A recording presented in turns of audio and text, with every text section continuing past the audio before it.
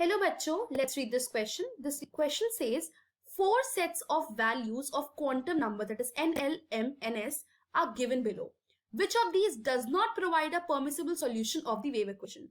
So इसमें हमको ये बताना है कि कौन से ऐसे इक्वेशंस हैं और कौन से ऐसे सेट हैं जो हमको बेसिकली परमिसिबल सॉल्यूशन नहीं दे रहा. इसका मतलब वो पॉसिबल ही नहीं है रियलिटी में. So let's find out the concept first. So as we know कि कोई एक इलेक्ट्रॉन एटम में कहां प्रेजेंट है, उसका बिहेवियर क्या है मैग्नेटिक फील्ड के थ्रू, वो कौन से ओरिएंटेशन से स्पिन कर रहा है, कैसे रिवॉल्व कर रहा है, everything it is determined by the quantum numbers. First quantum number है प्रिंसिपल क्वांटम नंबर, जिसको हम डिनोट करते हैं बाय एन. ये हमको बताता है कि इलेक्ट्रॉन का मेन एनर्जी शेल क्या है और कौन से शेल प्रेजेंट है. सो अगर n की वैल्यू 1 है, इट मींस वो k शेल में प्रेजेंट है. इफ n की वैल्यू 2 है, इट मींस वो l शेल में प्रेजेंट है. n की वैल्यू 3 m शेल में, एंड n की वैल्यू 4, इट मींस वो n शेल में प्रेजेंट है. एंड ये डिटरमाइन भी करता है कि एनर्जी क्या है इलेक्ट्रॉन की, क्योंकि एक इलेक्ट्रॉन सपोज जिसके शेल बढ़ते जाएंगे, more the number of shells, वो न्यूक्लियस से दूर चला जाता जाएगा एंड डिस्टेंस बढ़ता जाएगा न्यूक्लियस एंड इलेक्ट्रॉन का. जैसे डिस्टेंस बढ़ेगा एनर्जी बढ़ जाएगी, हेंस ये डिटरमाइन करेगा द एनर्जी.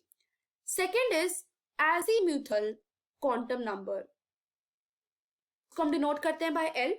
ये हमको बेसिकली डिटरमाइन करता है कि इलेक्ट्रॉन एंगुलर मोमेंटम क्या है. एंगुलर मोमेंटम इसलिए क्योंकि ऑफ कोर्स इलेक्ट्रॉन रिवॉल्व कर रहा है न्यूक्लियस, तो उसके पास कोई rotational energy, the sense of rotational energy, उसका कोई एंगुलर मोमेंटम होगा खुद का, हेंस वो डिटरमाइन हम एल से करते हैं. एंड वैल्यू एल जो होती है डिटरमाइन करती है कि कौन से सबशेल में present electron, the subshell in present, वो हम बताता है. वैल्यू एल कैसे निकाल सकते हैं, एल की वैल्यू 0 लेके n-1, एंड अगर वैल्यू 0 है इट मींस 1 p 2 and 3 एप्शन में. This is the determination. Third is magnetic quantum number. Magnetic quantum number को हम ml या हम m से भी डिनोट करते हैं, क्योंकि ये हमको बताता है कि इलेक्ट्रॉन का बिहेवियर क्या है in magnetic field as suggested by the name. But ये हमको नंबर ऑफ ऑर्बिटल भी बताता है कि कितने ऑर्बिटल में electron is present. So value of m हमको ऑर्बिटल के नंबर भी बताती है और कौन से ऑर्बिटल्स हैं. m की value is -L2 plus cell निकलती है, that is minus azimuthal quantum number two plus azimuthal quantum number.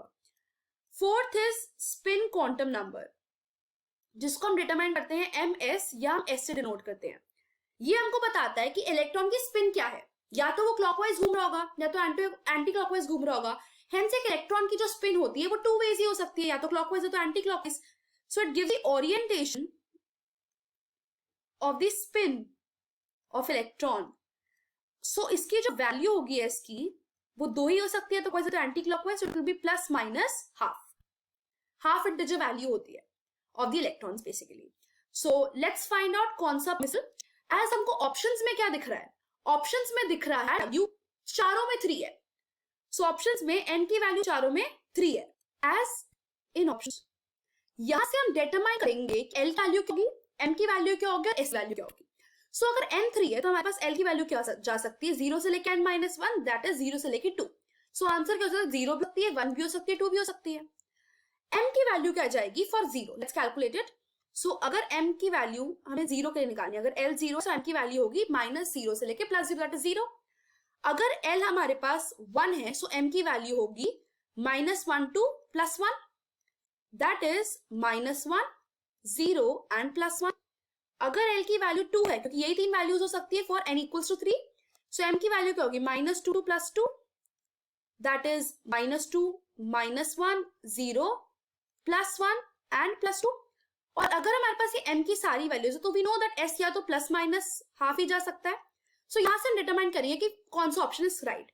First option में बोल रहा है कि a की वैल्यू 3 है, तो n is 3, l is 2, that is possible, right. And n अगर 2 है तो उसकी वैल्यू -2 भी पॉसिबल है, हेंस a इज करेक्ट.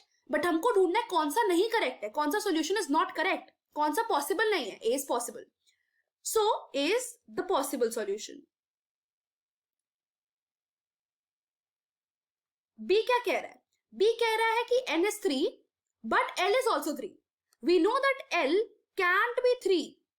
और you can say L की वैल्यू n से कभी भी सेम नहीं हो सकती, क्योंकि L की value always it is n minus 1. Hence this is not a permissible solution. Right? This is not a permissible solution. Let's talk about C. C states 3 की वैल्यू, n की वैल्यू 3 है, L की value 2, that is possible. अगर L की value 2 है तो वो +1 भी हो सकती है, and half तो होगी. So this is correct. This is the correct option. मतलब this is the correct solution. Or you can say correct solution to the wave equation. D also state that 3 की अगर 3 की वैल्यू 1 भी हो सकती है, 1 होगी तो उसकी वैल्यू 1 भी जा सकती है, right? Hence this is also a correct solution for the wave equation. So the final answer to this question is option number B. I hope you understood it well. Best of luck.